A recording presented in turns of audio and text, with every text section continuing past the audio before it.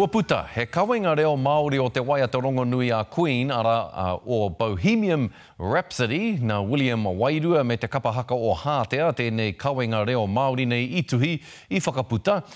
Ko te whakaoro rā ia kia puta te waiata nei te wā, e whakaaturi ana te kiriata mo Queen me tā rātou kai waiata me Freddie Mercury, roto I ngā whare kiriata o tēnei whenua. Anei rā te pūrongoa te rina kōwhai.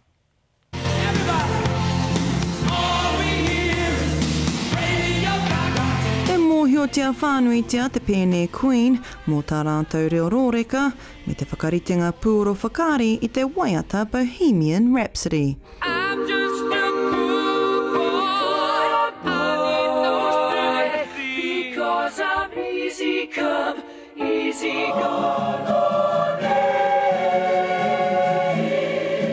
Me te aha e mōhio tia ana a Hātea mo te rōreka o rātou reo wainene ke runga I te atamira o te matatini.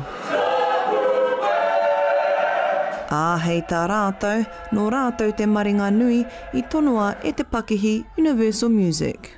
Ki te mai rātou I a mātou I o mātou mahi oti ki te Silver Scrolls.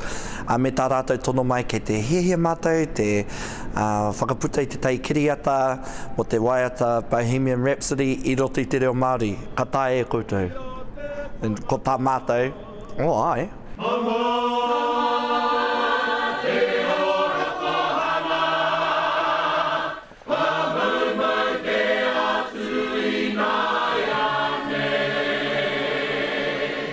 Hei tā hopa e rua wiki te roanga ki te whakamauri I te waiata, me te aha ki te mau tonu I te wairua o te waiata I titua e te kai whakangahau ara a Freddie Mercury.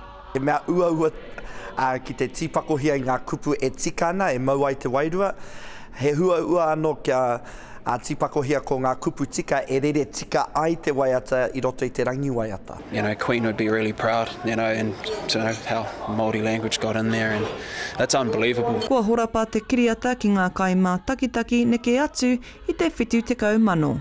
I'm not, you know, sort of phased that it's gone, you know, so well. It was awesome doing it. So. He mea nui te whakakoako I te tangata, mā roto I te waiata.